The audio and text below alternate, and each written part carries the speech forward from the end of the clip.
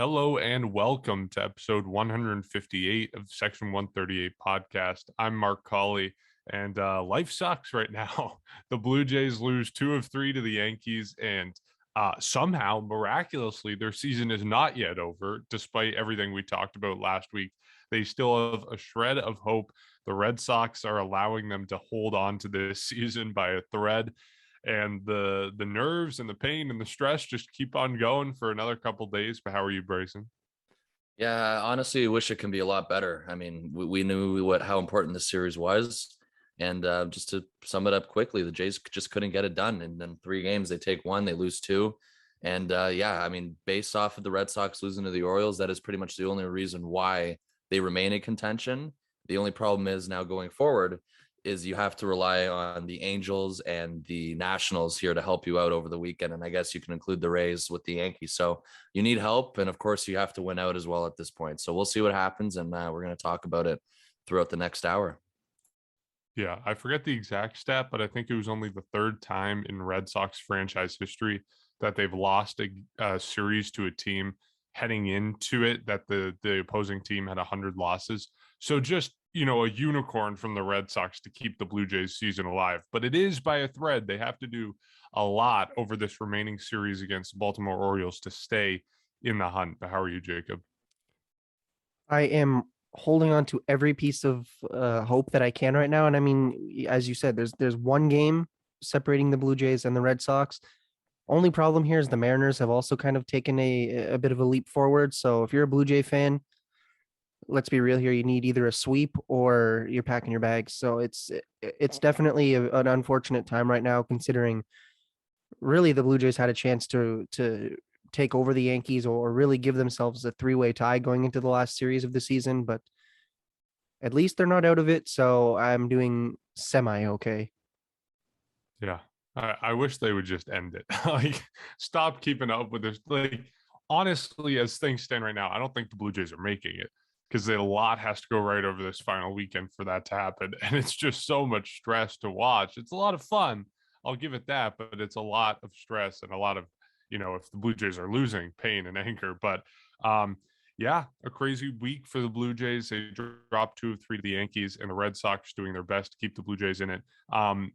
Is the season over? Or I guess a better way to put it, what do the Blue Jays have to do and what has to happen with their opposition to stay in the hunt this weekend? Right now, their magic number is 3, basically. So any combination of Red Sox or Mariners wins / Blue Jay losses will chip away at that magic number. And there's 3 games left. So if the Blue Jays lose tonight against the Orioles, if the Red Sox or Mariners win, their magic number is down to 1.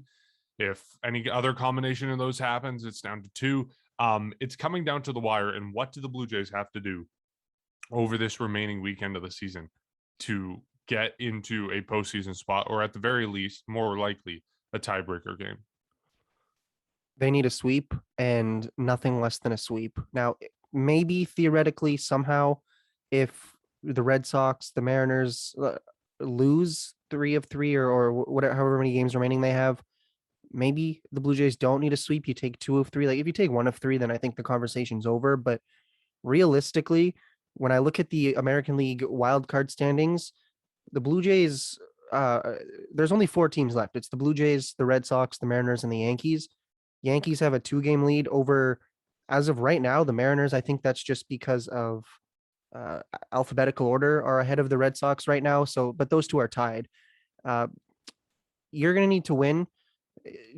Basically, you're on if you're the Blue Jays, you're on the outside looking in right now, and you're only a game back. So yes, it's not that bad, but when you think about it, in order to tie that, or to tie the Red Sox / Mariners, I don't think you're tying the Yankees, but in order to tie one of those 2 teams, you have to win tonight and they have to lose. And then the same thing has to happen the next time. So like a 1-game deficit, really, it's a 2-game marathon at this point, because you need to win 2 games and they need to lose 2 games in order to come back. And then say the Blue Jays say they win the first 2 games and then lose the final game of the season. Maybe you have a 3-way tie if things go the absolute best for you, but I don't think you can bank on that. At the end of the day, the only thing you can do, you can say Steven Matz, Alek Manoah, Hyunjin Ryu, you give us everything you've got. You pretty much hand it over to the bullpen, sixth or seventh inning, fifth inning, whatever it is, give up the least amount of runs you can. This offense is going to have to turn things around, and that's all you can really focus on. Is you desperately need a sweep. In theory, it's possible, and maybe depending on who you ask, likely against the 100-loss Orioles. I'm still not going to say that that's a guarantee, and that's the tough thing. Is you have 3 games remaining, and you need to make up 2 games. I think at this point is fair to say, and probably 3, because if either the Red Sox or the Mariners win, then that's pretty much putting you back to where we were in 2016, where the final game of the season was the deciding factor. And even in that game, I think the Blue Jays finished later than the Tigers in that year, and the Tigers had lost.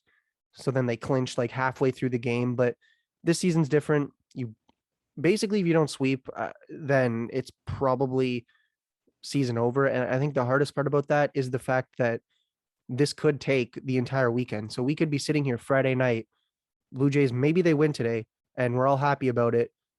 But then they end up not clinching or not qualifying on Sunday. And it's like, well, we were happy for, I'm not going to say no reason, but we were happy, excited, and then it eventually didn't end up resulting in a playoff berth. But if at this point, all you can control is what you do at the Rogers Center against the Baltimore Orioles, and that has to be a sweep. Unless if you want really any shot to make the playoffs, there's no ifs, ands, or buts about it. I think the Yankees at this point are all but confirmed to make the playoffs. They have a 2-game lead over both the Mariners and the Red Sox. Unless they get swept, it's probably they're probably going to end up winning or making the playoffs. And I mean, they are against the Rays.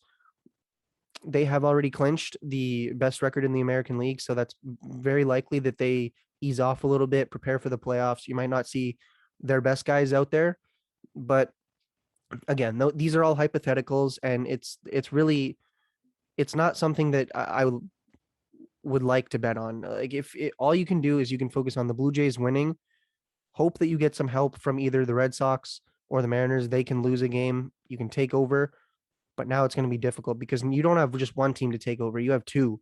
And we talk almost a week at this point. We were saying that how the Yankees and the Red Sox are playing each other, and that's a good thing because then the Blue Jays, the teams that they're ahead of or that are ahead of them, are playing each other, and so it's a lot easier to make up ground because you're guaranteed for one of them to lose.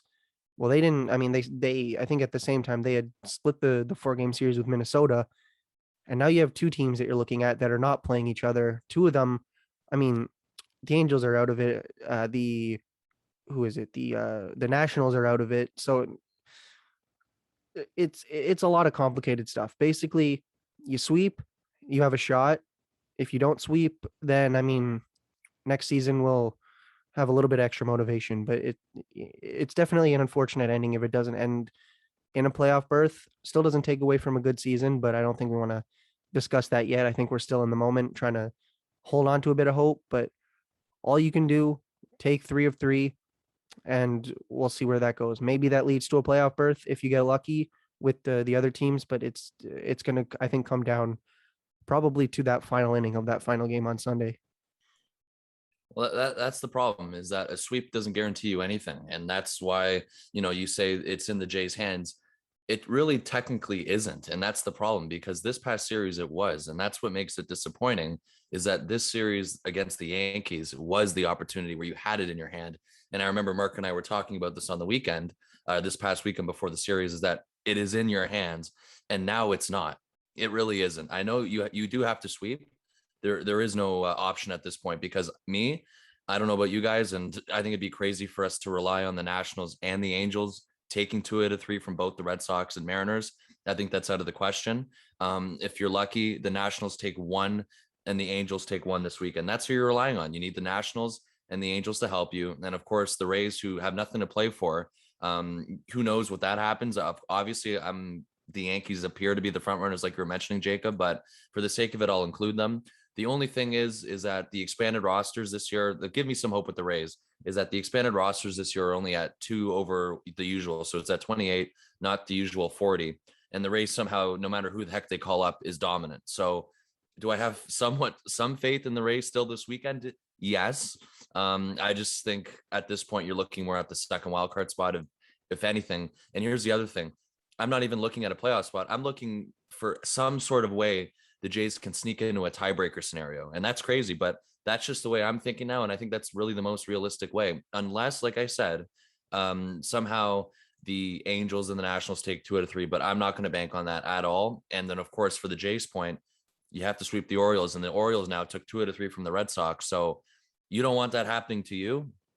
Any sort of loss tonight probably puts things to bed, but of course things will technically play out through the weekend because nothing will be set in stone mathematically until Sunday. So the best case scenario for me is that the Jays win tonight on Friday, and somehow the Nationals and Angels win tonight. If both of those teams win tonight, the amount of energy and the amount of kind of things that could turn around within 24 hours would be insane. But I mean, at some point this weekend, that's what's going to have to happen. And that's the problem, is that you had it in your hands. You lose 2 out of 3 to the Yankees, who are red hot, but just disappointing series from left, right, and center. And, there was some hope in game 3 as well. The Jays were up for a brief moment in time. Game 1, you have Hyun-Jin Ryu, who has a decent start. Unfortunately, him not pitching deep in the game is probably a factor to why they lost that game, because he had to go to the bullpen for pretty much most, or at least half the game. And of course, we know that game 2 was a crazy game that they ended up winning. It was a back and forth game throughout, but just a killer, like it really is. And at this point, my chances are low, Mark. I agree with you here. If I have to give them a percentage that they get in, I'm probably going to be generous and say 30% at this point. And remember, even if they get into a tiebreak, that doesn't mean they're in the playoffs. So that's why you come out of this weekend. I think there's a realistic possibility that you could be in Boston and in Seattle before an eventual wildcard game. So the Jays have a hard hill here to get to the playoffs. They have to go over pretty much a tiebreaker scenario before they get to a wildcard game. And that's really the only way they can get in. And you go back to throughout the year, the Tanner Roark start in Texas. You go to the Chatwood games where the bullpen blew it. And when you look back on it now, and we knew that this was going to be something that was going to haunt them later on in the year, but when you look back at it now, all they needed to do was win 2 games out of those games that they blew. And it's crazy to say now, but it really is true when you look back on those games early on in the year. And unfortunately, the hole that the Jays dug themselves in from the get-go, it might be too much for them to make up for. And I think we're seeing that right now. If they miss out by 1 game by the looks of it, or as it looks right now, I'm going to be very disappointed, just because of the amount of opportunities they had and the amount of opportunities they had to make up for it. Case in point, this past series, it really is a disappointment, as much as it was a good year at the same time. You really hope that there's some way this weekend that the Angels and the Nationals can help you out, so the Jays can sneak into a tiebreaker. And that doesn't even guarantee a spot, like I said, but we'll take it. And at this point, I think for the Jays point, of course, like what you were mentioning too, Jacob, you got to sweep. And to say the least, you got to see what happens after that. But of course, you got to take care of business first and sweep the Orioles. Yeah, the hope right now is hinging on a tiebreaker, because even if the Blue Jays sweep the Orioles, in order to avoid a tiebreaker scenario, the Red Sox would have to win only 1 of 3. The Mariners would have to win only 1 of 3. And as we've talked about, as lucky as the Blue Jays were to have the Red Sox have a fluke series to lose 2 of 3 to the Orioles, all bets are off. That's not going to happen again against the Washington Nationals. Mariners, maybe it's a little bit more likely. Who knows with the Mariners? They're just an infuriating team with a run differential of like -60, and they have a better record than the Blue Jays, who have a run differential of 150. It's just infuriating to watch them 1 win better in the standings than the Blue Jays right now. But who knows? Maybe that's more possible. We know the Angels are a better team than the Nationals. So if you're looking at the shakeup there, maybe you can bet on the Mariners losing 2 out of 3 games, but that's what needs to happen for the Blue Jays to, at the very least, avoid a tiebreaker scenario. If the Blue Jays find themselves in a tiebreaker, for that to happen, they need to sweep, and those 2 teams need to go at least 2 of 3. If the Blue Jays win 2 of 3, then you need those teams to win 1 less game to enter into tiebreak scenario. So 1 out of 3 for those teams. It just shakes up that the Blue Jays need 1 more win over this final series than those 2 teams to at least keep the door open. We're not talking about likely. We're not talking about potential scenarios where the Blue Jays get to the wild card. We're just talking about keeping the door open long enough for the Blue Jays to sneak through somehow, to have some path to sneak through to the postseason. So incredibly Unlikely that any of that happens. And like you said, Bryson, I think that's way optimistic in my opinion. I put it around 15%.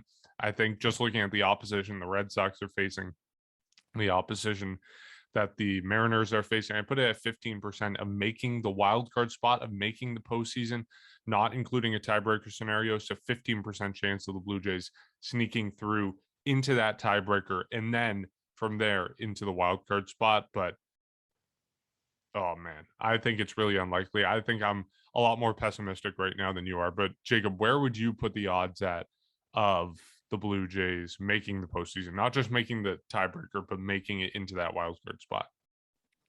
See, even before you said 15, I was thinking more around 25% because look, there's two things that you kind of have to factor in. And as I'm not going to go too in depth because we've said it, you need to win and you need other teams to lose. And when you combine those two, I would say maybe sweeping the Orioles is a 40 to 50% chance, and that's probably a bit generous. But the odds of other teams banking on those teams losing, and not just losing once, but losing twice and losing that series is very low. So I would say when you combine those two, probably around 25%. And I would say hosting the wild card game, 1%. I wouldn't say near zero, Yeah. but it's probably not happening unless every other team just falls off the rails. But in terms of just getting into that wild card game, I think 25 is, I don't know if it's generous or pessimistic, but I'll just say that. And it still gives the Blue Jays a chance. You know, you got 3 games, as we've seen all season long. Those odds from all these different websites can fluctuate after just one win or one loss. So we'll see what happens tonight. Maybe that can change a little bit. Question I have, Mark, for you, or even both of you, if we want to go around again, is that do you think it's more likely that the Nationals or the Angels take at least one game from those teams? Or do you think it's more likely that the Jays sweep the Orioles? Because the Jays haven't done that this year. And that's what also concerns me, is that they've had some trouble with the Orioles this year, putting them away at times. You have Steven Matz tonight in game 1. You have Alec Manoah. I think that's the game we're most confident for, is that Saturday game. But the Sunday game too, Hyun-Jin Ryu's going back on the mound. And we know that the Orioles have hit him hard a few times this year. So that's another toss-up. So what do you guys think is more likely? Well, even Alec Manoah has had his struggles against Baltimore this season as well. We saw the game where he eventually got suspended for it, but hitting a whole bunch of batters, he gave up back-to-back home runs. So I think I'm more confident that the Mariners or the Red Sox would lose at least one game than the Blue Jays sweeping the Orioles, because, I mean, still you're looking at the odds of 2 to 3. The odds of that happening, I think, for the Red Sox and for the Mariners are a lot higher than the Blue Jays sweeping the Orioles. That's where I just where I stand on it. Also, we need to factor in the fact that the offense, like, let's be real here, the offense was not really there in that series. So, or in the series against the Yankees. So if you're the Blue Jays, you have, like, yeah, maybe in theory you have the pitching advantage. I would say a slight advantage, but you know, you look at this, and Teoscar Hernández was hitless in the entire series. I think Guerrero had 2 hits or something, which not bad. I think he still drove in a couple runs and he almost had a 2-run home run, but I don't think that you can necessarily bank on a sweep really when you need probably everything to go right. Like everything that has gone right at times in the season. You had good offense, good pitching, good bullpen, which still has actually been pretty good other than maybe a few blips in the series, but you need everything to go right on your field and then also on the other field. But it's going to be, I think, a little bit more difficult than people are expecting. Like, just to say you need a sweep of the Orioles, that's not really a guarantee. And it's going to be extremely tough, I think, if you're seeing basically what we saw in this previous series where like 8 guys or 9 guys, whatever it was, were left on base yesterday. And it's like Baltimore's not a good team, but I don't think that we can count them out because they are still a major league team at the end of the day.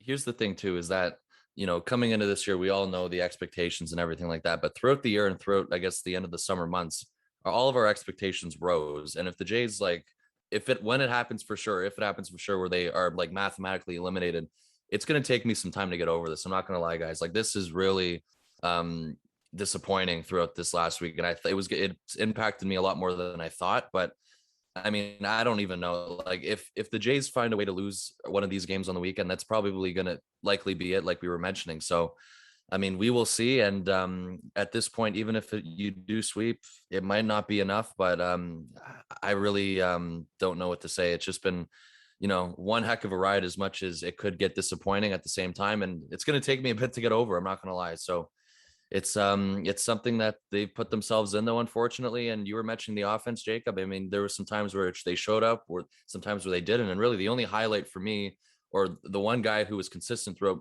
all three games in general, was someone, Bo Bichette. That's who I had highlighted. And of course, one of the killers came from yesterday, where he had a leadoff double, and the Jays managed to strike out 3 times after that. So I guess we'll probably talk about the offense a bit, but I mean, we saw the hits. The hits were there. I mean, yesterday in game 3, they had 10 hits, and they can only put up 2 runs. And we saw something similar. Or in game 1, I think they only had 3 hits or something like that. But in general, the offense went cold at the wrong possible time, as much as game 2 was really electric. Bo Bichette kind of led the way with that. Marcus Semien also hit a homer. So that's also disappointing throughout the series, was the offense kind of being inconsistent throughout these 3 games. Yeah, and I don't know if I'm concerned about the offense going into series against Baltimore, because as we've seen in the past, a series against Baltimore can do wonders to wake up your offense just based on how bad Baltimore's pitching is. But when you're talking about the offensive problems of this team, that was the root cause of the issues during this series. You can blame Robbie Ray and his clunker of a start all you want. Yes, you can blame, Charlie Montoyo, and we'll get into that, for the management decisions, which some people took issue with. But when you only score 2 runs on what you mentioned, 10 hits against the Yankees, you're begging for a loss. You are, in 9 times out of 10, going to lose that game if you only score 2 runs. So that's just the truth of the matter. And when you look at it, I think it comes down to the top 5 batters in this lineup.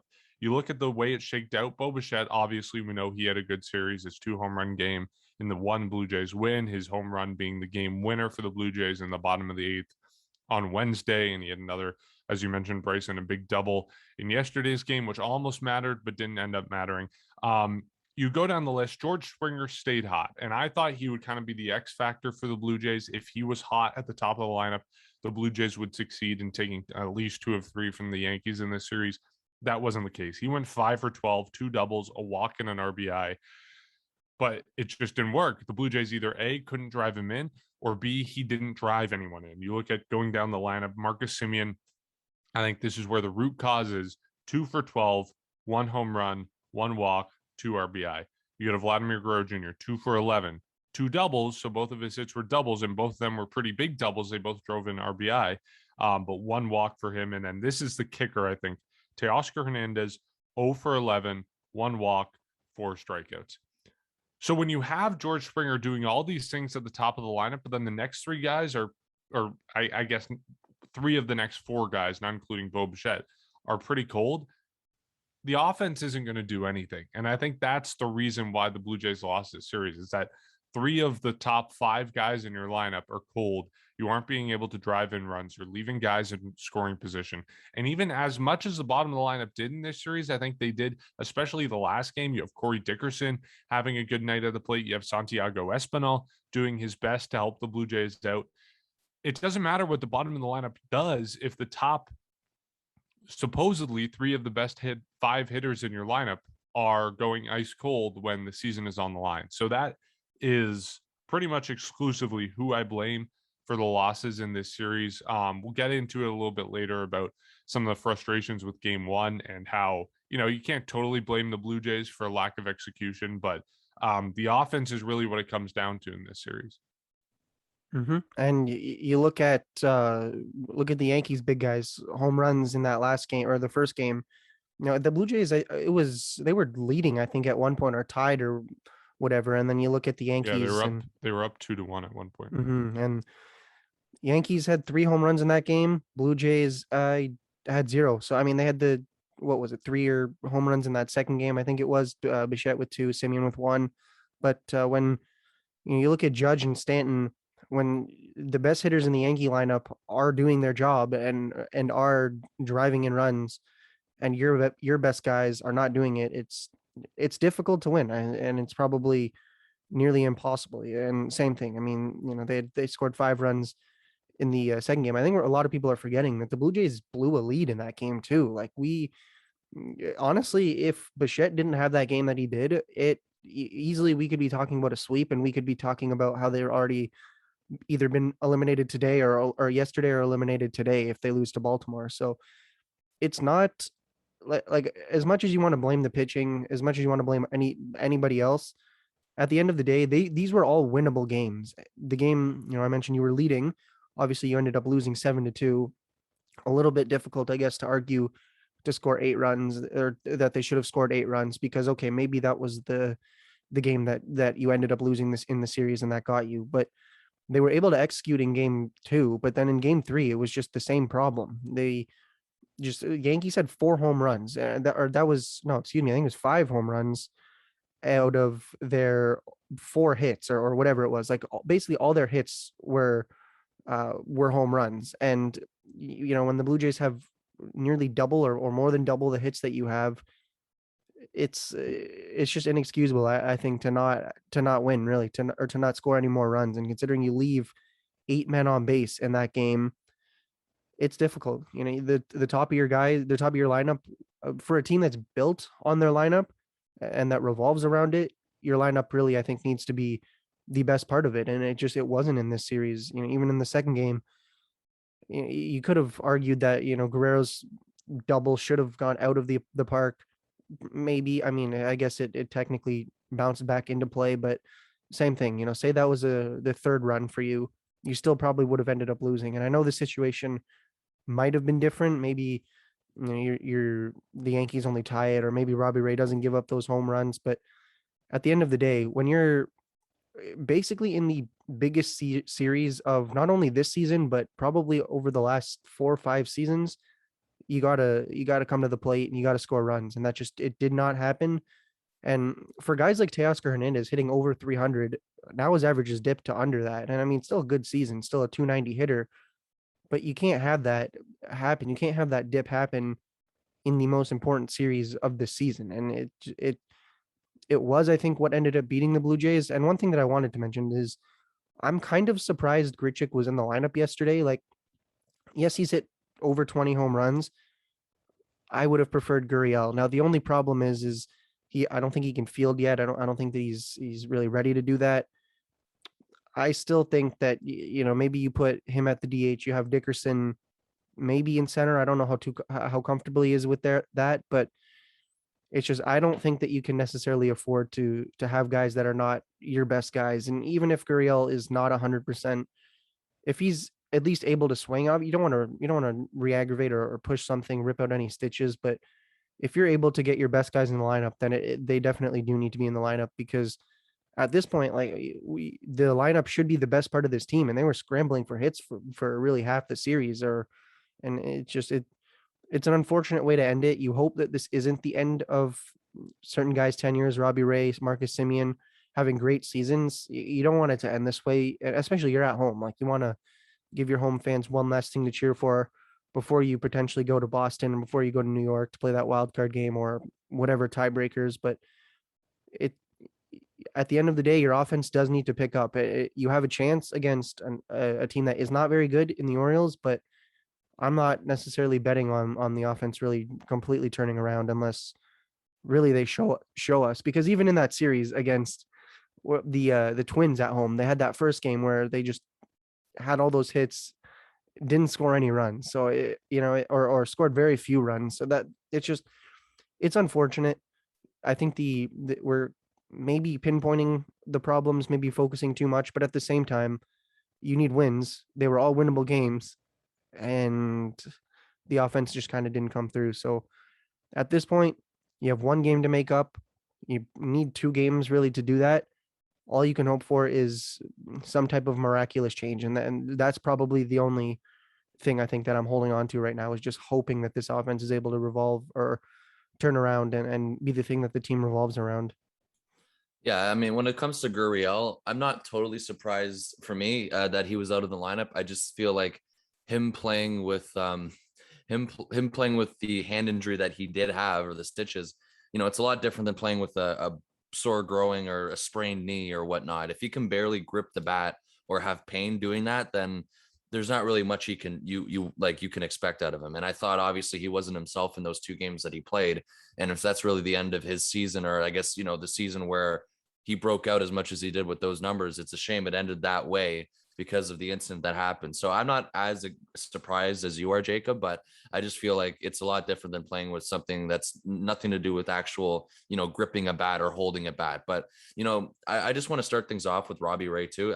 I'm not here for Robbie Ray slander, because for those who are blaming Robbie Ray or have any fault for his performance, number one is that the Jays aren't here without Robbie Ray. They have no chance to get in, no matter how slim the chances have been, how close or how, whatnot of how close they've been to a playoff spot. None of that is possible without Robbie Ray in this rotation. So I'm going to put that to bed right there. And second of all, I go back to how you kind of introduced this topic, Mark, is just flat out, this series alone, the Jays were just outperformed by the Yankees, and you give the Yankees credit. The Yankees found ways to win, and I have a couple highlights from game 1, the first game with Hyun-Jin Ryu starting. My first highlight is that base hit that Anthony Rizzo had, where he kind of like reached completely over the plate and managed to get an RBI single through left field. And then the second highlight I have was the Giancarlo Stanton home run, where he pretty much golfed at it when he was so low in the strike zone, and he managed to get that out of. I think they came out after and said it was the lowest pitch that Stanton's ever hit a home run off of, or something like that, or at least it was the lowest pitch he's ever hit a home run off of. And then I think it was the lowest down in pitch that Trevor Richards has ever had a home run hit off of him out of like 900 pitches or something. Yeah, exactly. And you can call that lucky, unlucky, but I look at it more like the Yankees found a way to win. And of course, you go to game 2. And I was at the game personally on the second game on the Wednesday, and I knew right away, or I had some sort of feeling. I didn't really know right away, but it was in the back of my head. As much as the Jays went up 4-0, you knew that's not how the Yankees were going to go down. You knew they're going to get back in the game somehow, and they slowly chipped away. They managed to tie the game late in the game, and thank God for Bo Bichette's home run, which was a crazy moment. But before that, you knew that the Yankees weren't going down like that. I mean, that's exactly why I was worried after Barrios left the game. And near the end of the Barrios outing, I guess that's kind of when the Yankees started hitting. But for the most part, Barrios was solid. And that's why you traded for him. And I think that was a highlight for me, though, was Jose Barrios' performance as well. He goes, 6 innings, 3 earned runs, and 7 strikeouts. Not much more you can ask for out of a starter like that. And in game 3, we know the disappointment that came yesterday. Again, the Yankees found a way to get to Robbie Ray, regardless if you agree or not of how late he was in the game, or if you wanted him to be pulled early. The Jays had 10 hits yesterday, and I mentioned that a couple minutes ago, and they managed to get 2 runs out of that. If you score more runs, we could have been looking at a different scenario here, but the Yankees just found a way to score runs. Anthony Rizzo was an absolute killer this series. I mean, for someone who hasn't played the Jays much in his career, it's just that was a tough pill to swallow. And of course, you have Judge hitting home runs, and then that Gleyber Torres home run that was definitely another one where you just get frustrated, and that's something I was really frustrated with. So it's just when you want to sum it up as quick as possible, the Yankees outperformed them. They found ways to be clutch in situations, and the Jays didn't. I mean, of course, some starting pitching was the highlight for maybe game 1 if you want to count it for Hyun-Jin Ryu, and of course game 2 with Barrios, but for the most part they were just flat out outplayed. And if there's any sort of hope that the Jays have to get in or play a tiebreaker or play the Yankees again, maybe at some point in the wild card game next week, things got to change, and you have to come up with big hits. I mean, that's the only reason, or that's the only way you can have any sort of shot if you find a way to get into that. But I mean, that just kind of proved out throughout this series that the Yankees were the better team. And, as far as I'm concerned, they deserve to be where they're at after their performance this week. They came into Toronto in front of an increased capacity, and they found a way to take 2 out of 3 as the road team against the Jays. So it's just a tough pill to swallow throughout the series in general. But I mean, again, we'll see what happens this weekend.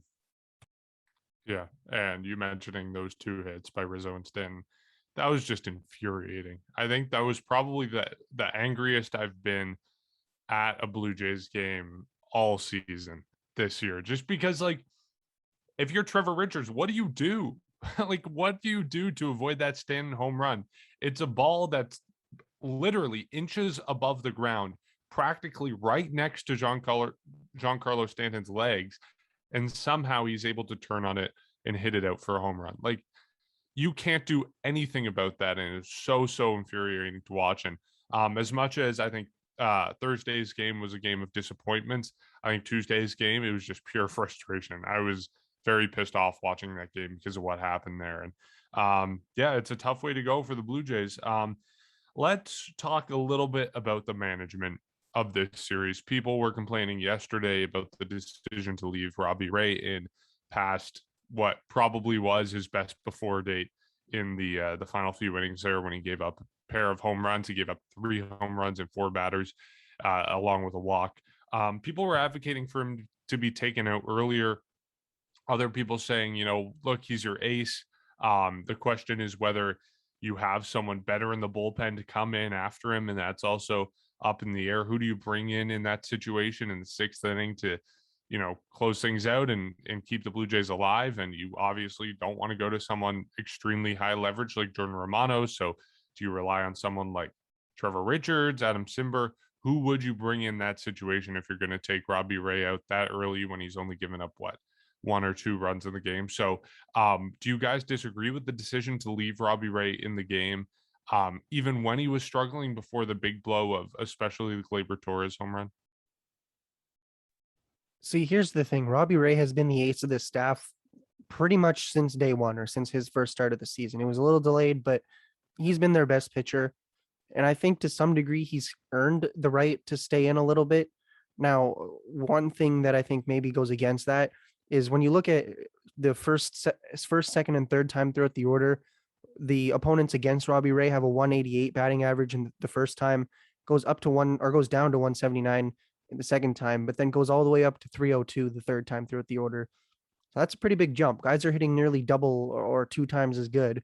And then even the OPS goes from 609 to 550, then to 936. So it's clear that guys are hitting him a little bit better that third time throughout the order. But at the same time, you're in the most important game of the season. Your ace, really, he's being your ace. I mean, he's only allowed 2 hits going into that inning, I think, or 1 hit actually. It was the home run. You kind of got to give him a chance here. And when you think about, okay, he clearly doesn't have it, do you take him out early? Maybe you can argue that, and that's probably a fair point. But then you got to figure out, who do you put in? And one guy I think we got to mention is Nate Pearson. 2 strong innings. And something that was interesting is, I think it was Dan Shulman mentioned that Aroldis Chapman in that game was finally not the hardest throwing pitcher, because Nate Pearson was just somehow throwing 102 with absolute ease. Like, he's going faster than most cars do on a highway, and he's just doing it pretty much easily. And it was consistent too. That's why I'm saying it was easy. It seemed as if every pitch was 100, 101, 102. And maybe you give him that. I mean, I kind of like him coming into a fresh inning. You can argue that you still put him in midway through, whatever it is, but he's probably the guy that I look at. I mean, Julian Merriweather, maybe not in that situation, or unless you want to give him 2 batters and then give Pearson a fresh inning.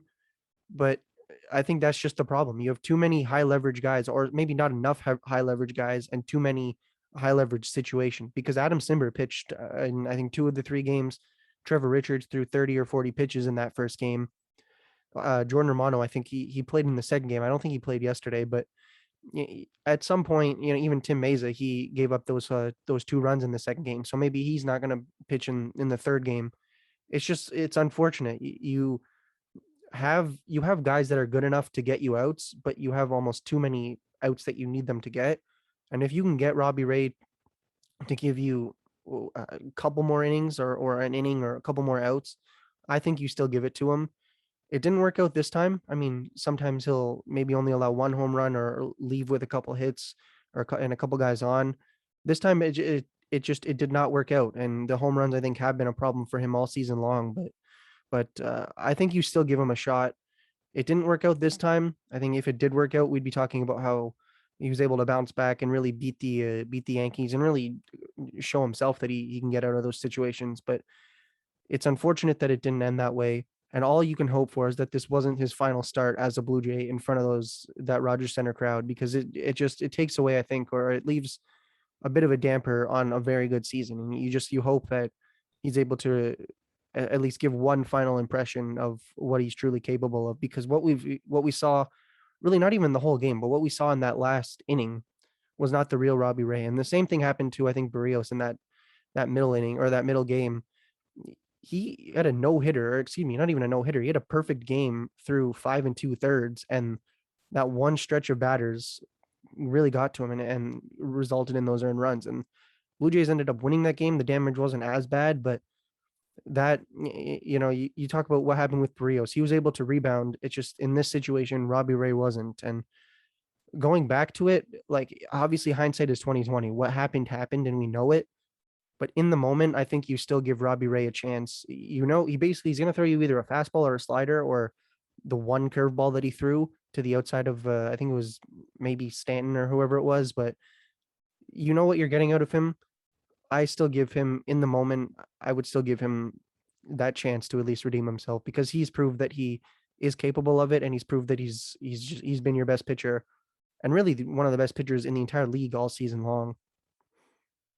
Yeah, I mean, I agree. I don't think, or I don't disagree with the decision to leave him in, just for the fact of the season that he's had and the fact that he is still the front runner despite yesterday's start for the Cy Young Award. So, you can understand why people were, I guess, a little bit, hesitant to why Montoyo didn't pull him earlier. Although I still don't agree with pulling him in that situation. I don't see who you're going to bring into the bullpen in the middle innings in the sixth inning like that to take on the heart of the Yankees order. And then even if you get out of the inning, you got to take on the top of the order again with who in the seventh inning, because Simber and Romano are the eighth and the ninth inning. I mean, Richards, yes, maybe, but I feel like if you're going to decide between going to Trevor Richards or staying with Robbie Ray, I think everyone's going to, well, I guess not yesterday, but for me, I'm staying with Robbie Ray any day of the week. And it was just a slow inning here that kind of fell apart fast. I mean, Robbie Ray gets one quick out, and then you figure that it was on the right track for him to get out of the sixth inning. Rizzo and Judge go back to back. That leads to a mound visit. You walk Stanton, which is, I guess, understandable. And then Gleyber Torres, who you figure that, that Robbie Ray can get out, doesn't. And he hits a 2-run home run. And that pretty much sealed the game from there. So I just don't see who you bring in the sixth inning to take on that part of the Yankees order, even though you're heading towards the bottom of the order, because like I was mentioning, anyone other than Simber, Romano, and maybe even Richards, I have nobody else who I'm willing to throw into the game. As much as Nate Pearson had a good start, or a good relief appearance, I still don't know if I would throw him in there like that in the middle of the game. I think the way the Jays have used him this year in situations, some have been high leverage, some have been not, or some haven't been. I think they're kind of being careful with him and just trying to make sure he's getting on track for the end of the year and close to the next year. And it has been a good month for him in general. I think it was a 3.5 ERA this entire month of September. And even over the last 15 days, a 1.35 ERA in 6 appearances. So that's one highlight you take away from, I guess, the bullpen was Nate Pearson being good against this Yankees lineup. But other than that, I really don't see who else you're going to bring in. And that's why, as much as it didn't work out for the Jays, I can understand why Charlie Montoyo left in Robbie Ray. I actually disagree with both of you. I will say at the time, I didn't take issue with the decision to leave Robbie Ray in. So I don't totally blame Charlie Montoyo there, because at the time, like you say, hindsight's 2020. I wasn't harping on Montoyo or anyone else to pull the plug kind of on Robbie Ray. But looking at it in hindsight, even ignoring what we know now about what happened with the Gleyber Torres home run, you can still look at it and predict that happening. Like, you look at his numbers third time through the order. We've gone over that. Even if you just look at the eye test at what Robbie Ray is doing in that game, he is not hitting his spots. His velocity is ticked down a little bit. He doesn't have his A stuff in that inning. He's already given up back-to-back home runs and just walked a batter. You can tell that he doesn't have his good stuff. You can tell he's not the pitcher he normally is. And I don't think his status as a potential AL Cy Young Award winner, I don't think his status as the ace of this team should override what you can see is coming from a while away. So again, I didn't see this at the moment. I didn't think this at the moment. I wasn't sitting watching my TV screaming at Charlie Montoyo. But in hindsight, the numbers, I think, are just glaringly obvious. So I don't, It's not a situation where the pitchforks are out for Charlie Montoyo in my mind, but I think it's a decision that if you had back, you have to do it differently just because what do the numbers indicate. And another thing that I did take issue with, it didn't really end up mattering, but it's a decision to pull Trevor Richards after only 6 pitches. He got the final 2 outs of that inning after Robbie Ray comes out of the game. Trevor Richards comes in, he strikes out Gary Sanchez on 3 pitches. He goes to 1-1 on Brett Gardner before Gardner flies out left field. I don't understand why he was taken out so early. He had only thrown 6 pitches, 5 of which were for strikes, and Charlie Montoyo decides to go to the bullpen again and bring in Nate Pearson. And again, it worked out. Like, all kudos to Charlie Montoyo. Nate Pearson worked out. He had probably his best outing we've seen from him since 2020 in the wild card series against the Rays. And that's exactly who Nate Pearson could be for the Blue Jays for years to come if everything goes as planned. But that being said, I don't understand why Trevor Richards didn't come out for another inning, pitch the 7th, save Pearson, or all these other high leverage guys you have in the bullpen, save them for the later innings instead of bumping everything down, moving everyone down a notch, and having eventually to go to Julian Merryweather. If you keep Trevor Richards in that game, you don't have to go to Julian Merryweather. Maybe Merryweather doesn't hit that home run. The Blue Jays are that closer to being in the game. So kind of a domino effect there. I just didn't agree with the decision to have such a short leash on Trevor Richards. Yeah, I agree. Honestly, I mean, he threw a lot of pitches in the first game, but I would have still given him I would have still given him at least some of the next inning. And Pearson threw 2 strong innings, but maybe you give Trevor Richards an inning and 2/3. He comes in, and then Pearson comes in and finishes out the game. Maybe that ends it or shifts the ending. Maybe there's a bit of a chance for the Blue Jays to come in. I don't know. I mean, that's the thing. Like, it in theory it worked, or in practice it worked, but in theory you probably want to do that a little differently. Give your best guys, or give somebody like Trevor Richards really a clean inning to work with, and then you potentially have Nate Pearson, and then there's another guy that you didn't use. Maybe Merryweather could be used if needed tomorrow, or now it's today. Maybe Steven Matz doesn't go as deep. You can put him in for an inning or 2, but yeah, it's one of those things. I hesitate to call it nitpicking, because at the same time, I think it is something that we could justifiably say was wrong, but it's just one of those things. I would have given Trevor Richards probably 2 or 3 more batters. Maybe he gets a couple out in the next inning. Even if he has to get out of a jam, I probably let him get out of that jam, and then you give Pearson the next 2 innings. So it's just one of those things. I think if it didn't work out, like we talked about with Robbie Ray, how he got pulled too early or too late, if it worked out for him and he was able to get out of a jam, then it would have been great. But at the same time, it was unfortunately something that didn't or did end up working out. So you learn for next time. You realize, okay, no, we're actually not going to take guys out after 6 pitches, especially when they have more room to give.